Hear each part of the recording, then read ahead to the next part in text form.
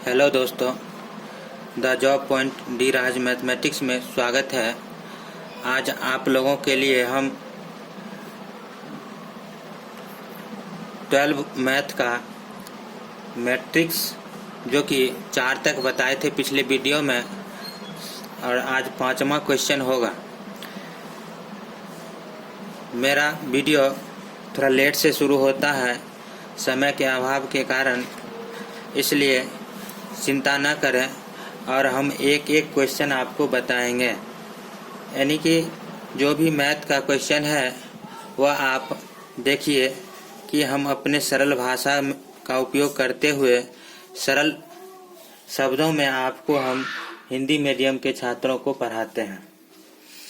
तो चलिए हम शुरू करते हैं आज का 5वां क्वेश्चन, जो कि है, आप सवाल देख लीजिए। 5वां क्वेश्चन जो है आपका कहता है कि एक 3 गुने 4 अवयवों की रचना कीजिए जिसके अवयव निम्नलिखित प्रकार से प्राप्त होते हैं। अब देखिए सवाल यहाँ इस क्या कहता है, 3 गुने 4 यानी कि मैट्रिक्स का ऑर्डर जो है 3 गुने 4 है। अब इसकी एक रचना करना है, किस रूप में? तो इस प्रकार से। तो यह जो आपके पास दिया गया है इसी पर हम आपका मान निकाल लेंगे। तो इसका कैसे निकाला जाता है वो देख लीजिए। देखिए हमने कहा था पहले भी कि मैट्रिक्स के अवयव जो है यह होते हैं ए आई जे, और आई क्या होता है पंक्ति, और जे क्या होता है स्तंभ होता है। तो जैसे कि 3 गुने 4 निकालना होगा तो हम क्या करेंगे, पहले हम एक बना लेते हैं 3 गुने 4 ऑर्डर का मैट्रिक्स। तो चलिए 3 गुने 4 का मतलब हुआ कि A11 पहला हुआ। अब देखिए यह पहला पंक्ति हुआ। 3 गुने 4 का मतलब क्या, 3 पंक्ति। तो हम यहाँ पहले ऐसे लिख लीजिए 3 पंक्ति लिखा, 3 पंक्ति लिखा, और 4 गो स्तंभ है तो 4 पुराना होगा आपको। यह हो गया आपका 3 गुने 4। अब देखिए इसमें आपको किस प्रकार हम लिखेंगे, यानी कि क्वेश्चन नंबर है 5। क्वेश्चन नंबर 5 है और इसको किस प्रकार लिखेंगे। तो यह है कि पहला पंक्ति है तो पहला पंक्ति लिख दिया। अब देखिए अब यह पहला पंक्ति होने के बाद यहाँ से 1 2 3 4 लिख दीजिए, या दूसरा पंक्ति है तो दूसरा 2 2 लिख दीजिए। अब 1 2 3 4 लिख दीजिए। अब यहाँ तीसरा पंक्ति है तो 3 3 3 3। अब यहाँ लिखिए 1 2 3 4। यह हो गया आपका 3 गुने 4। अब इसी में आपको क्या करना है कि जो पहला क्वेश्चन दिया हुआ है हमारे पास ए आई जे बराबर हाफ मॉड -3i प्लस जे। अब देखिए मॉड का मतलब यही होता है कि आपका जो मॉड होगा वह क्या होगा, यानी कि जो भी माइनस में आएगा वह प्लस में आ जाएगा। जो भी माइनस में है वह क्या होगा, प्लस में आ जाएगा। तो चलिए अब इसको देखते हैं हम कि क्या हो सकता है। तो जैसे इस मान निकाले हैं उसी तरह हम इसमें भी मान इसको निकालेंगे। तो बारी बारी से लिखिए A11। इसका मतलब हुआ कि आई की जगह पर 1 रखा, जे की जगह पर 1 रखा, तो हाफ मॉड -3 गुने 1 जोड़ 1। अब देख लीजिए 3 एकम 3, 1 घट के गया, 1 घट गया, बचा -2 बाहर आ जाएगा। तो यहाँ मॉड है इसलिए प्लस में 2 बाहर आएगा, इसलिए कट गया, बच गया 1। अब इसी तरह A12 निकाल लीजिए। A12 निकालिएगा तो क्या आएगा वो भी देख लीजिए। 1 -3 गुने 1 जोड़ 2। इसको देखिए -3 में से 2 गया, -1 बाहर आएगा तो हो गया आपका हाफ। 1 3।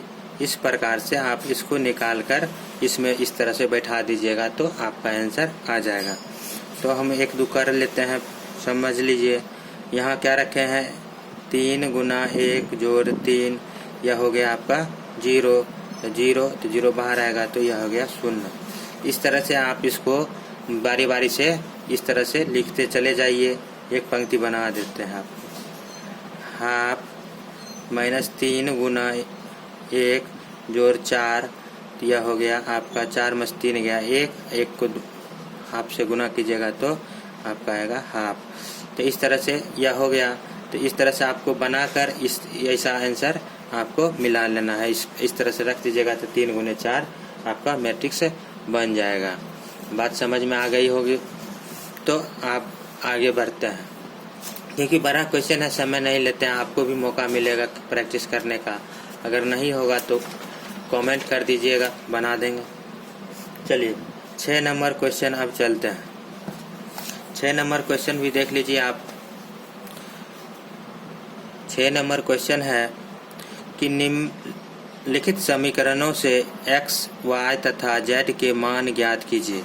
यानी कि इसके मान, यानी कि यह क्या है कि समानता का गुण उसमें उपयोग करना। इसके बराबर ये है, इसके बराबर ये है, यानी कि मैट्रिक्स का जो संगत अवयव होते हैं वह बराबर होते हैं।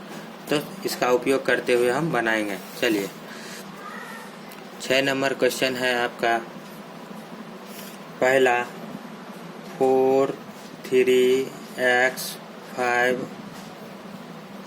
और बराबर है y z 1 5। अब देखिए इसमें कहता है कि x y का और z का मान निकालने की। 4 बराबर y, यानी y बराबर हम लिख सकते हैं 4, z बराबर 3, z बराबर 3, x बराबर क्या है 1, x बराबर क्या है 1। हो गया, मान आपका निकल गया। इस तरह से आगे भी जो भी है उसको भी आपको निकालना है। एक सवाल और देख लीजिए इसमें। इसी का ये थोड़ा उससे कठिन है, तो इसको बनाने का तरीका समझा देते हैं। ये 2 नंबर 6 का 2। इसमें देखिए 6 का 2 नंबर क्वेश्चन है x + y 5 + z और 2xy, और इसका समानता जो है वो किसके समान है 6, 5, 2, 8। अब इसमें देखिए आप क्या कीजिएगा उस बता देते हैं। x + y बराबर 6, यहाँ लिखिएगा नीचे x + y बराबर 6। और इसमें देखिए 5 + z बराबर 5 है, यानी 5 उधर गया तो z बराबर क्या हो गया 0। एगो आंसर मिल गया। उसी तरह यहाँ है x y बराबर 8, x y बराबर 8। तो आप x y का मान निकाल, इसमें क्या कीजिए, चाहे यहाँ से आप x का मान रख के यहाँ रख दीजिए, चाहे इसमें आप जैसे भी इच्छा हो इसको ऐसे भी लिख सकते हैं। x बराबर 8/y और इसमें रख दीजिएगा मान, और द्विघात समीकरण से आप हल कर लीजिए। तो इस तरह से x y z का मान आपको आसानी से निकल जाएगा। चलिए बढ़ते हैं आपको, क्योंकि यह हल्का हल्का सवाल है इसलिए हम इसको छोड़ते हुए चलते हैं और आपको समझा देते हैं, थोड़ा हिंट्स दे देते हैं ताकि आप बच्चे कर लें।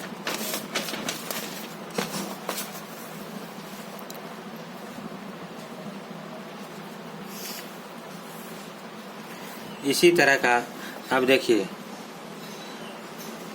7 नंबर क्वेश्चन भी है कि देखिए यह क्वेश्चन और इसके बराबर ए बी सी के बराबर आपका मान निकालना। बराबर कर दीजिए a - b बराबर -1, 2ac + 2a + c बराबर 5, 2a + b बराबर 0 और 3c + d बराबर 13।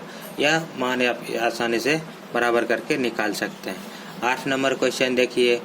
8 नंबर जो क्वेश्चन है वह कहता है कि a बराबर एक आव्यूह दिया हुआ है i j का, और m गुने n है, एक वर्ग आव्यूह है यदि, तो वर्ग आव्यूह है यदि कब यह वर्ग आव्यूह होता है, तो जब m और n की संख्या बराबर होगी तब क्या होगा, यह m वर्ग आव्यूह होते हैं।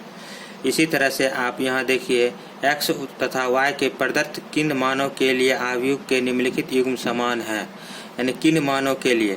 तो किन मानों के लिए, तो इसमें जो है आप बनाइएगा ना तो ये x का मान आएगा, y का मान भिन्न भिन्न आ सकता है, इसलिए यह ज्ञात करना संभव नहीं है। अब यहाँ देख लीजिए 3 ×